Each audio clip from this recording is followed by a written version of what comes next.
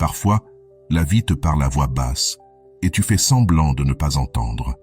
Tu as essayé de te convaincre que cette légère tension dans ta poitrine n'était que de la fatigue, que cette intuition qui bouge comme un ancien murmure ne méritait pas ton attention. Mais aujourd'hui, alors que tu respires plus lentement, quelque chose se dégage en toi. Ce n'est pas de l'imagination, ce n'est pas une exagération, ce n'est pas un mirage créé par ton désir. C'est la vérité qui s'approche, à pas silencieux. Une vérité que tu repousses depuis trop longtemps, sans comprendre pourquoi. Tu as essayé d'analyser tes émotions avec une logique froide, d'enfermer l'évidence dans des explications confortables. Mais ton âme avance toujours un pas devant toi. Cette inquiétude qui t'accompagne n'est pas du bruit, c'est un signal. Le signal que quelqu'un, là-bas, vibre sur la même fréquence que toi. Carl Jung appelait cela un mouvement interne résonnant, une synchronie qui s'ouvre un chemin même quand ton esprit tente de la bloquer. Elle ne vient pas pour te perturber, mais pour t'aligner avec quelque chose qui était déjà écrit dans ton champ émotionnel. Ce que tu ressens n'est pas un accident émotionnel. Ce sont deux histoires internes qui se touchent sans demander la permission. Deux énergies qui se reconnaissent avant même que tu puisses mettre des mots dessus. Et si quelque chose de tout cela te frôle de l'intérieur, abonne-toi et laisse un cœur. Ce simple geste permet à cet espace de rester vivant parce que les signes ne viennent jamais par caprice. Ils arrivent quand tu es prêt à regarder ce que tu évites depuis trop longtemps. Jung disait que la psyché révèle sa vérité à travers de petits signes qui pourtant transforment tout. Cela peut être un regard qui dure une seconde de plus, une pensée qui apparaît sans logique, ou une sensation physique qui te déstabilise. Ces signaux ne cherchent pas à te confondre, ils cherchent à t'éveiller. La neuroscience le confirme. Le cœur détecte la cohérence émotionnelle avant l'esprit. Voilà pourquoi tu ressens cette vibration interne quand cette personne apparaît. Même si elle tente de dissimuler ce qui se passe en elle, quelque chose la trahit. Et alors surgit la question que tu essaies de faire taire. Est-ce que j'imagine tout ça, ou existe-t-il réellement un lien qui bat entre nous? Cette question ne naît pas de la peur, mais de la reconnaissance.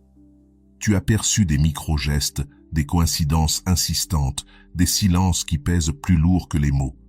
Rien de tout cela n'est un hasard. Ce sont des traces subtiles que vous laissez tous les deux, sans le vouloir. Ce que tu ressens a une racine. Il y a des moments infimes, presque invisibles, qui t'obligent à t'arrêter, comme si quelque chose d'invisible suspendait ta respiration. Ce sont ces secondes où son nom surgit dans ton esprit sans aucune raison, où une image de vous deux se forme d'elle-même. Tu ne l'inventes pas, tu ne l'appelles pas, ça surgit. Et ce genre d'impulsion ne naît pas du hasard. Il naît d'une fréquence partagée qui insiste pour te traverser. Même lorsque tu essaies de te distraire pour ne pas sentir trop fort, quelque chose revient. Ce tiraillement interne que tu n'as jamais su expliquer. Parfois, c'était un message. Parfois, une coïncidence parfaite au moment exact. Jung dirait que c'est la synchronie, une danse entre l'interne et l'externe, révélant un sens caché. Ton esprit a étiqueté cela comme une coïncidence, mais ton corps a réagi autrement, et le corps ne ment pas. Il sait quand une connexion est réelle, même si ta conscience négocie encore avec ses peurs pour l'accepter.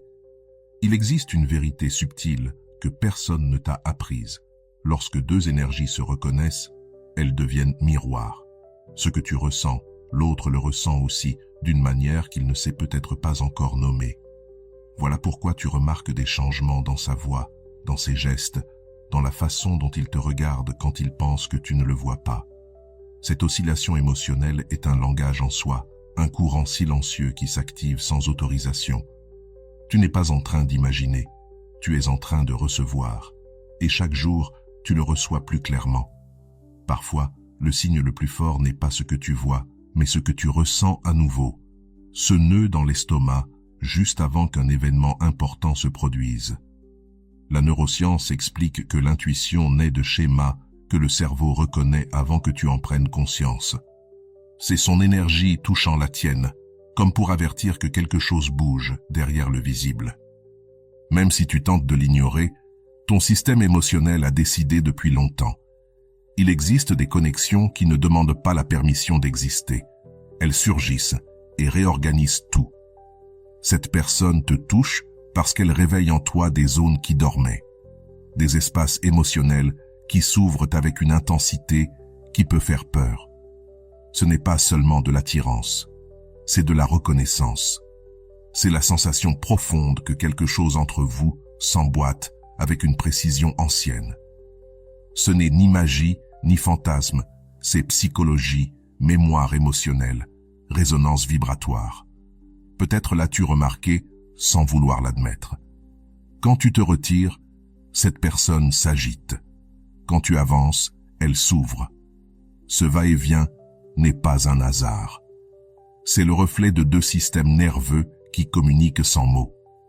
Jung appelait cela le dialogue inconscient, cet échange silencieux qui nous guide plus qu'on ne le croit. Voilà pourquoi, même si vous tentez tous deux de rester neutres, la vérité vous trahit. La connexion est déjà là, et aucun de vous ne sait comment la désactiver. Alors n'ignore pas cette sensation qui apparaît quand tu l'imagines près de toi, ce mélange de calme et d'électricité qui t'allume de l'intérieur. Ce n'est pas un caprice émotionnel, c'est ton âme qui reconnaît quelqu'un qui compte. Même à distance, même dans le silence, quelque chose en vous continue de dialoguer. Et même si ton esprit réclame de la prudence, ton cœur insiste. Cette histoire n'a pas fini de naître. Elle attend le moment exact où tout pourra se révéler. Il existe des liens qui ne s'expliquent pas par une logique linéaire, mais par la vérité profonde de l'instinct.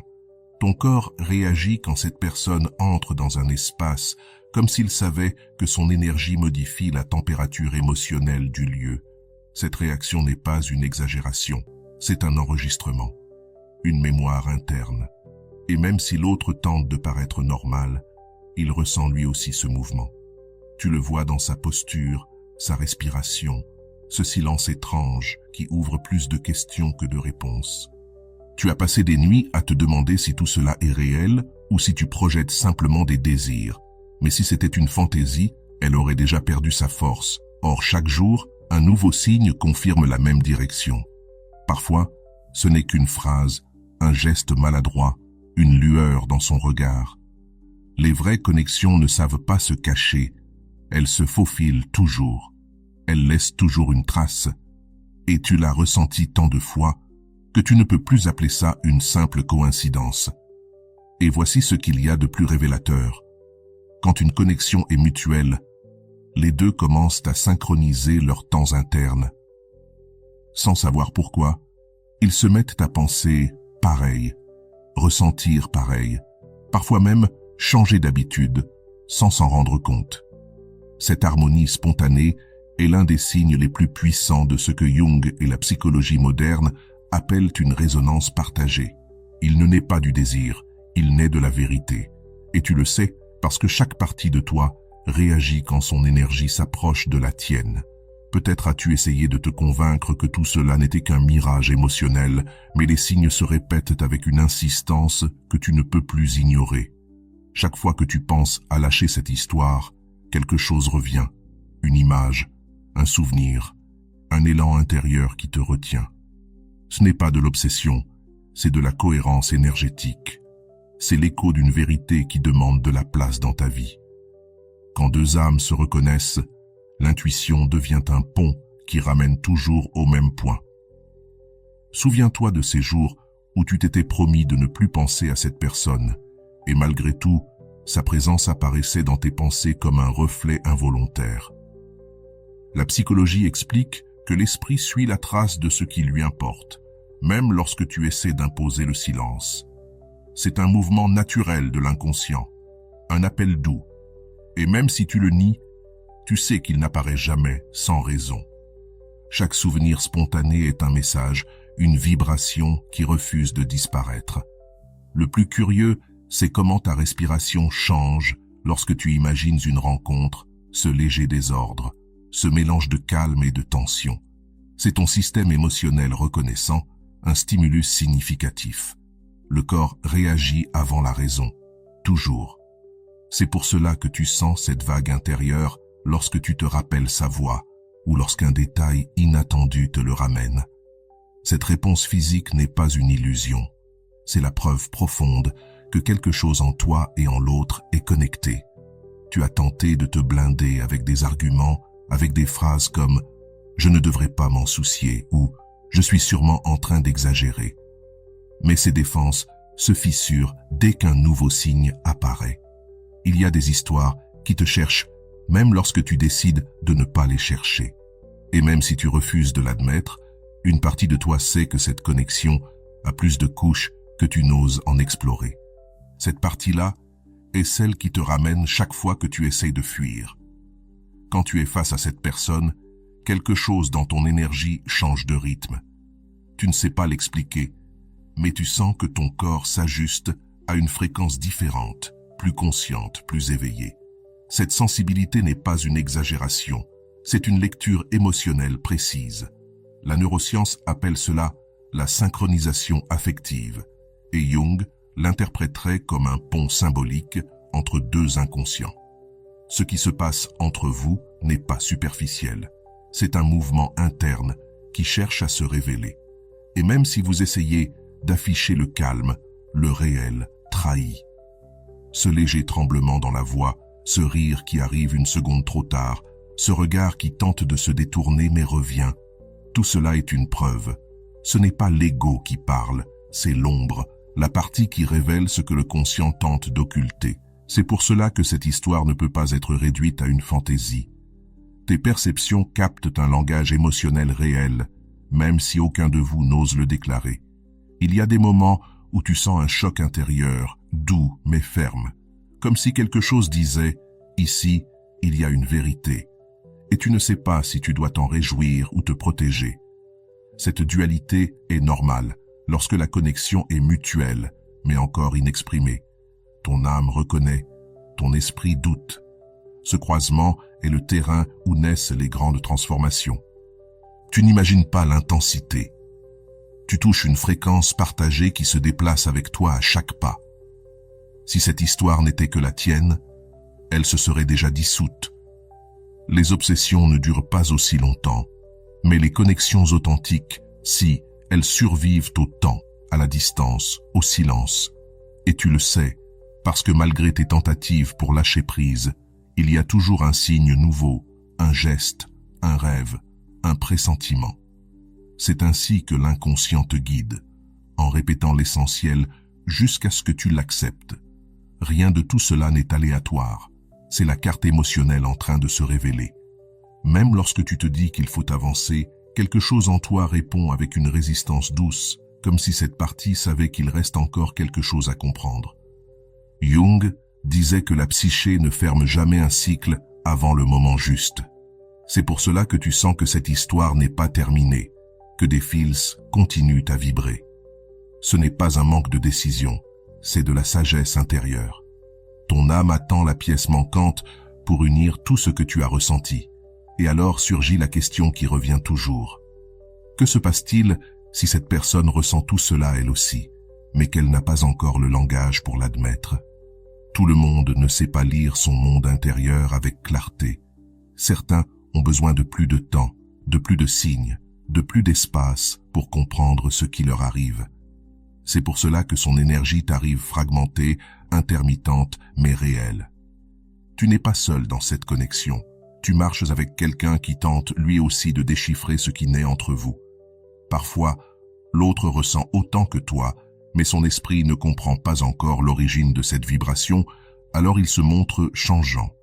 Un jour il s'approche, un autre il se cache, non par manque d'intérêt, mais par débordement intérieur. Les connexions intenses démantèlent de vieilles défenses, obligent à regarder ce qu'on a évité pendant des années. Et même si son comportement te déconcerte, son énergie, elle, ne ment pas. La tension silencieuse est une confession émotionnelle en train de naître. La psychologie le confirme, quand quelqu'un tente de nier ce qu'il ressent, sa conduite devient contradictoire. Il dit non, mais son corps dit oui. Il évite, mais cherche. Il s'éloigne, puis revient. Ce va-et-vient n'est pas de l'indifférence, c'est une lutte interne. Jung décrirait cela comme l'ombre résistant à sortir, essayant de maintenir un ordre ancien qui ne fonctionne plus. Tu le perçois parce que ton intuition est éveillée, et l'intuition reconnaît toujours ce qui est réel avant les mots. Tu as senti cette énergie étrange quand cette personne entre dans une pièce, comme si l'air changeait de densité et que tu devais ajuster ta respiration. Ce n'est pas de l'imagination, c'est le champ émotionnel qui tente de se stabiliser face à un stimulus significatif. La neuroscience appelle cela l'activation limbique partagée, deux systèmes nerveux réagissant à l'unisson, même sans contact direct. Cette synchronie ne se fabrique pas. Elle n'apparaît que lorsque quelque chose de vrai est en train de se produire. Et même si tu essaies de rester neutre, il y a un détail révélateur. Cette personne perd aussi son équilibre près de toi. Tu le vois dans ses micro-gestes, une pause qu'elle ne contrôle pas, un mot qui lui échappe avec trop d'émotion, un silence qui vibre plus que la normale. Ce ne sont pas de grands signes, mais ils sont constants. C'est cette constance qui parle. Cette difficulté à agir avec normalité montre que quelque chose bouge sous la surface, quelque chose que vous ressentez tous les deux, même si personne ne l'a dit. Et parfois, ce que tu ressens devient si net que tu te demandes comment il ou elle ne pourrait pas le remarquer. Mais si cette personne le remarque. Simplement, tout le monde ne sait pas interpréter son propre monde intérieur. Certains ont vécu si longtemps déconnectés de leurs émotions qu'ils ne reconnaissent pas une vraie connexion lorsqu'elle est devant eux. C'est pour cela que leurs signes semblent confus. Ce n'est pas du désintérêt, c'est un manque de langage émotionnel pour nommer ce qui est déjà en train de se produire. Il y a eu des instants où tu as perçu son énergie même sans le voir. Une sensation soudaine, un mouvement intérieur qui te prend par surprise. Jung dirait que ce sont des expressions de l'inconscient collectif, cette zone où deux histoires se rencontrent avant même que la conscience n'intervienne. Et même si la logique ne peut pas le prouver, tu le ressens avec une certitude silencieuse, comme si une partie de toi savait exactement quand son âme pense à toi, même si tu ne peux pas l'expliquer avec des mots terrestres. Parfois, le signal arrive sous forme de rêve, d'image ou de souvenir qui apparaît sans raison. Ce n'est pas un délire émotionnel, c'est ton inconscient qui tente d'intégrer une information que ton mental n'est pas encore prêt à traiter. Lorsqu'une connexion est profonde, la psyché essaie de la révéler sous plusieurs angles. Elle le fait avec douceur, avec insistance, avec patience, non pas pour t'obséder, mais pour t'aider à comprendre la magnitude de ce qui est en train de se produire entre vous, même s'il n'existe pas encore de forme extérieure. Le plus frappant, c'est la manière dont ton énergie change quand tu imagines un futur avec cette personne.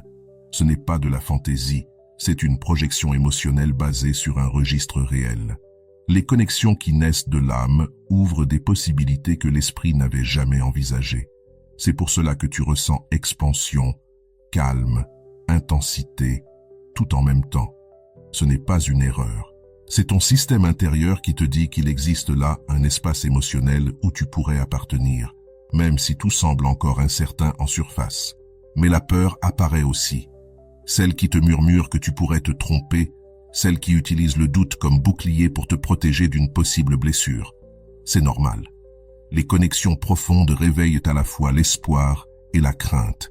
Pourtant, quand tu observes attentivement, tu vois que le doute naît de l'esprit, tandis que la cohérence vient du cœur. Cette différence change tout. L'esprit doute par habitude, le cœur reconnaît par expérience. Quand tu te rappelles chaque signe, chaque coïncidence, chaque moment qui t'a laissé sans explication, tu découvres un fil silencieux qui te ramène toujours au même point. Ce fil n'est pas seulement psychologique, il est émotionnel, énergétique, symbolique.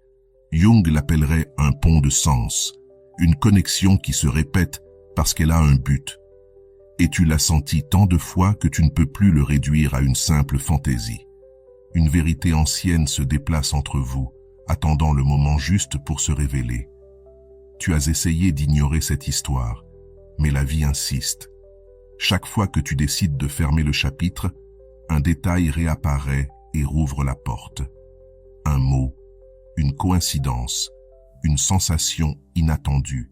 Ce n'est pas un hasard, c'est l'inconscient qui pousse vers ce qui est vrai. Jung disait que ce que tu résistes persiste, et cela explique pourquoi cette connexion ne disparaît jamais complètement. Elle ne vient pas te troubler, elle vient te montrer une partie de toi que tu avais laissée en silence trop longtemps.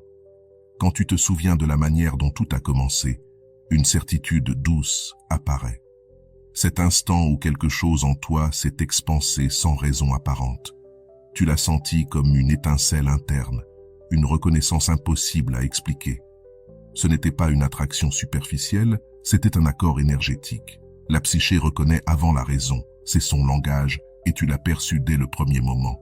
C'est pour cela que cette histoire ne se dissipe pas, elle est née d'un lieu qui n'obéit ni au temps ni à la logique. Ce qui est réellement révélateur, c'est comment tu te transformes lorsque tu penses à cette personne. Tu ressens clarté, intensité, vulnérabilité, tout mélangé. Et cette combinaison ne naît pas de n'importe quel lien, mais d'un lien qui touche des blessures anciennes et réveille de nouveaux potentiels. Il est normal que cela t'inconforte. Les connexions profondes remuent ce qui dormait. Mais cette gêne est aussi un signe. Elle indique qu'il y a quelque chose d'important en mouvement en toi. Quelque chose qui demande à être entendu sans plus d'excuses.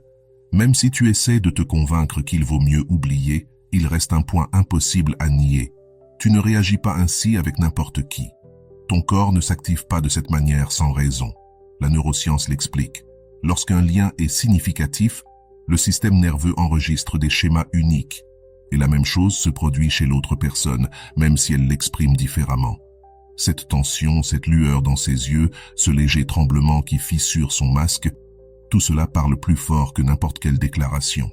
Il existe des instants où tu sens que la connexion avance, même si rien n'a changé extérieurement. C'est le monde interne qui bouge, qui s'ajuste, qui se prépare.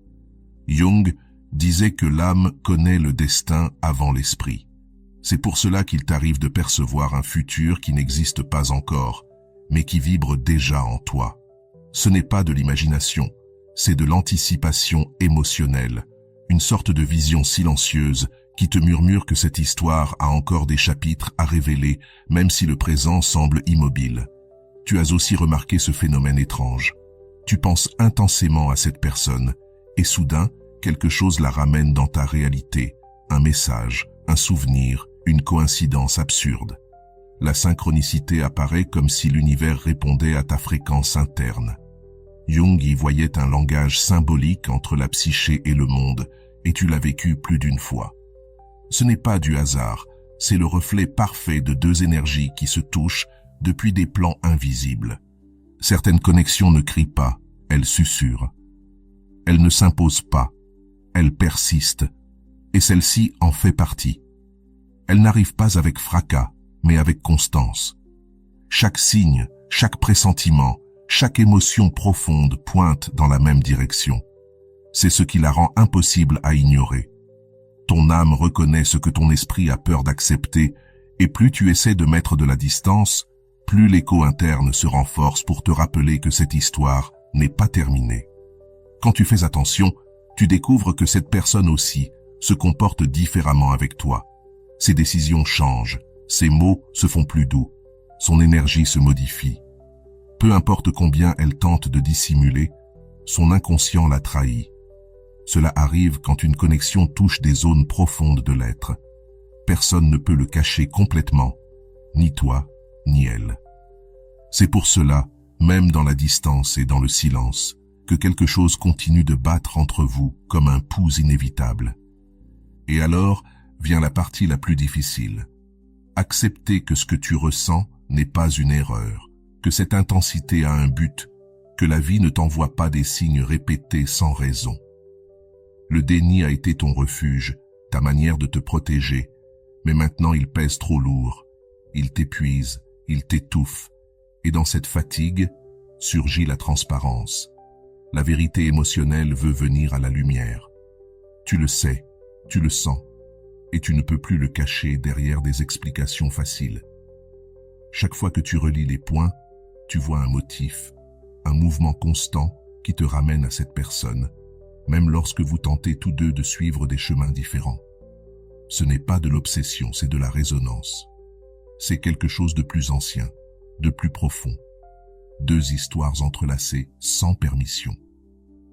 Jung appellerait cela un lien archétypique, une union qui opère à un niveau symbolique. C'est pour cela que tout semble si inévitable, parce que, d'une certaine manière, cela existait déjà avant que vous ne le réalisiez. Il y a des moments où tu sens que cette histoire te dépasse, comme s'il y avait quelque chose de plus grand qui se déplace derrière le rideau. Ce n'est pas de la dramatisation, c'est de la sensibilité. Ton esprit capte des schémas, ton corps détecte des signaux, ton intuition complète des pièces que tu ne comprends pas encore. C'est cette clarté qui apparaît sans explication logique qui déroute le plus. Et même si tu essaies de l'ignorer, elle revient. Elle revient avec une douceur insistante, comme une vérité qui refuse simplement de disparaître. Ce qui est curieux, c'est que cette connexion ne s'éteint pas avec la distance. Parfois, elle s'intensifie même. C'est comme si l'espace permettait aux deux de mieux s'entendre intérieurement, sans interférence. Jung disait que la psyché s'exprime avec plus de netteté lorsque l'esprit cesse de se distraire. Cela explique pourquoi, dans les longs silences, tu ressens davantage. Ce n'est pas de l'absence, c'est un écho interne, un écho qui te rappelle que quelque chose reste vivant, même sans mots échangés. Et même si tu te répètes qu'il ne s'est rien passé de concret, il y a pourtant quelque chose qui a eu lieu, quelque chose d'invisible. Ta perception a changé, ta sensibilité s'est aiguisée, ton monde intérieur s'est réorganisé autour d'une présence que tu n'avais pas demandée, mais que tu as reconnue. Et cela ne se produit jamais par hasard. La psychologie appelle cela un impact émotionnel profond, un phénomène dans lequel une personne active en toi des zones qui étaient silencieuses, et à partir de là, aucune de tes émotions ne se ressent plus comme avant. Parfois, le signe le plus clair n'est pas ce que tu ressens toi, mais ce que tu perçois chez l'autre. Ce léger changement dans son regard, ce geste qui lui échappe, cette nervosité qui apparaît sans raison apparente. Tout cela parle bien plus que ce que n'importe qui oserait admettre. L'inconscient ne sait pas mentir. C'est pour cela que tu le remarques, même sans confession ni explication. Ton intuition lit une vérité que l'autre essaie encore de soutenir, et ce contraste en dit plus que les mots.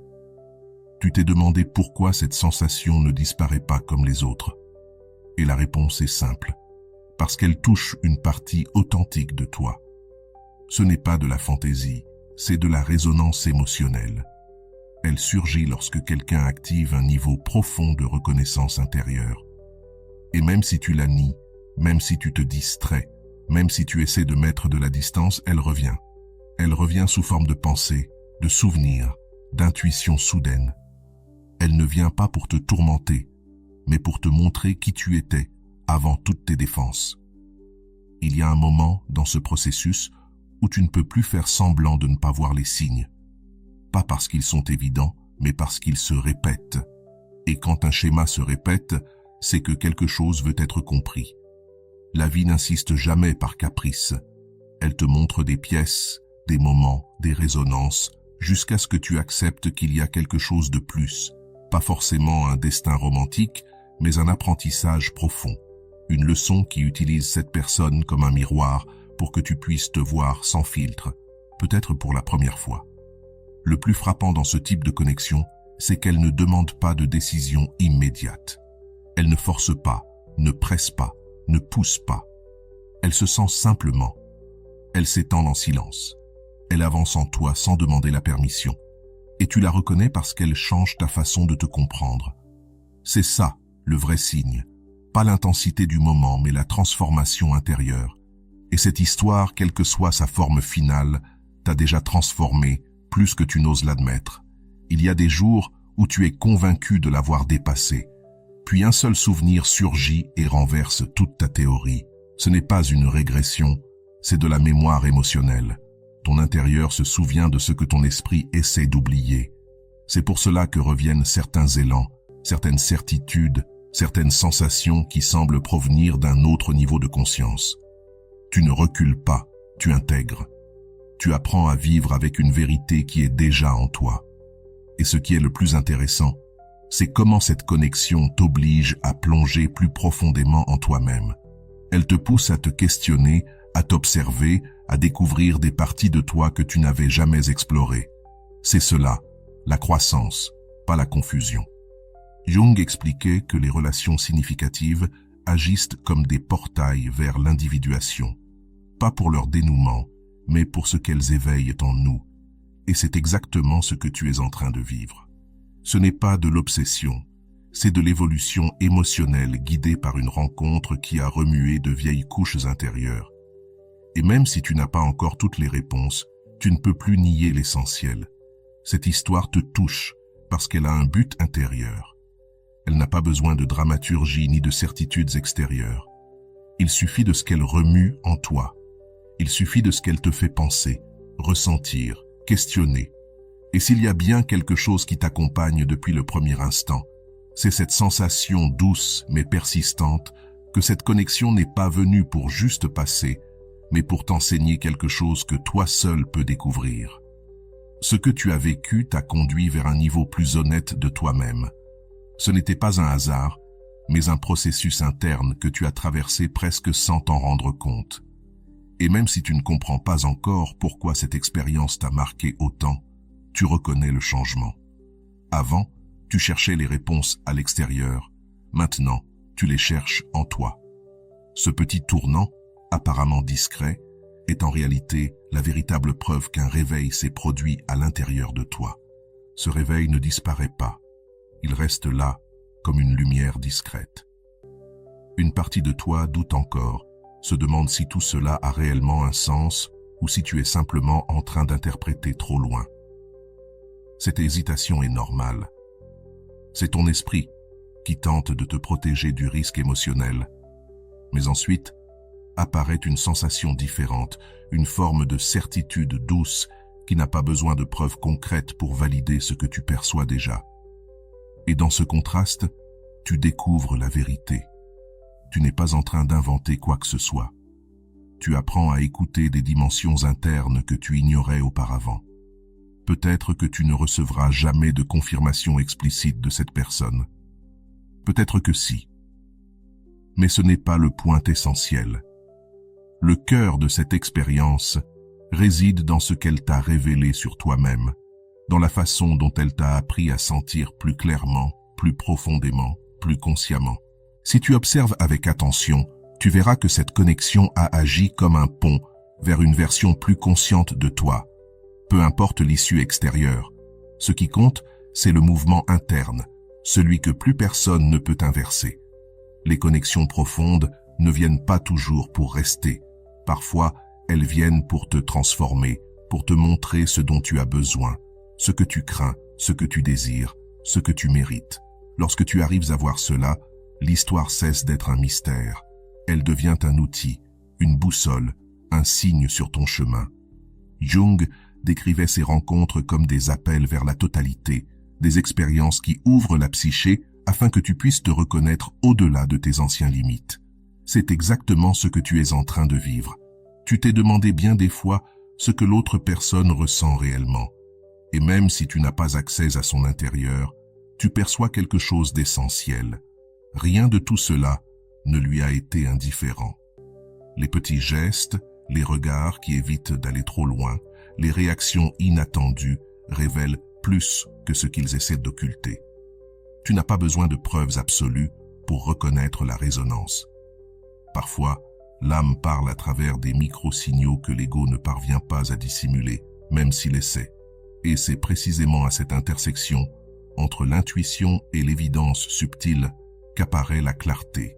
Non pas une clarté sur vous deux, mais sur toi, sur ta capacité à ressentir profondément, à percevoir au-delà de l'obvious, à te connecter depuis un espace authentique. C'est cette partie qui te renforce, qui te rend plus conscient, qui te rappelle que tu n'es pas destiné à des relations médiocres, mais à des connexions qui t'élèvent, qui n'éteignent pas ta lumière intérieure, mais qui l'allument. Quand tu comprends cela, quelque chose se place en toi. Tu cesses de courir après des réponses extérieures. Tu cesses de t'observer à travers des signes ambigus.